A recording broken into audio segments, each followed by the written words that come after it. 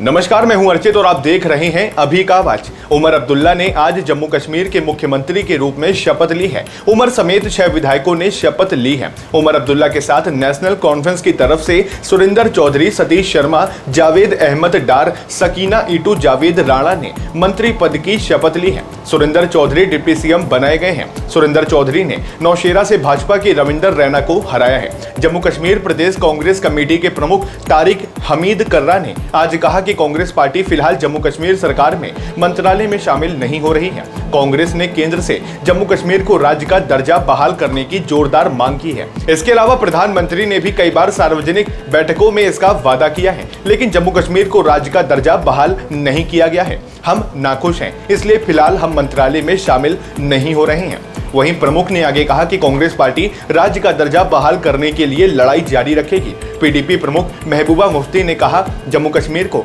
बहुत सालों के बाद अपनी एक सरकार मिली है।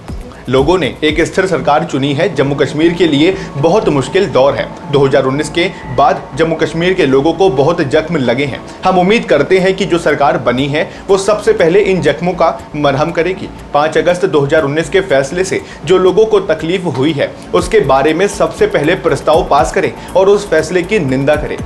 जम्मू कश्मीर भाजपा अध्यक्ष रविंदर रैना ने कहा कि उमर अब्दुल्ला ने जम्मू कश्मीर के नए मुख्यमंत्री के रूप में शपथ ली है और मैं उनके साथ शपथ लेने वाले मंत्रिमंडल को बधाई देता हूं और उम्मीद करता हूं कि वे जम्मू कश्मीर की बेहतरी और जम्मू कश्मीर की शांति और समृद्धि के लिए काम करेंगे। मैं उम्मीद करता हूं कि पिछले 10 सालों में जम्मू कश्मीर में जो शांति स्थापित हुई है उसे और मजबूत किया जाएगा ताकि लोगों को लाभ मिल सके। मैं नई सरकार को बधाई देता हूं। चलिए अब बात करते हैं जम्मू कश्मीर के नए मंत्रिमंडल के बारे में। नए मंत्रिमंडल में उमर अब्दुल्ला मुख्यमंत्री हैं, सुरिंदर कुमार चौधरी उप मुख्यमंत्री हैं, सतीश शर्मा मंत्री हैं, जावेद राणा भी मंत्री हैं, सकीना ईटू भी मंत्री हैं, जावेद अहमद डार भी मंत्री हैं।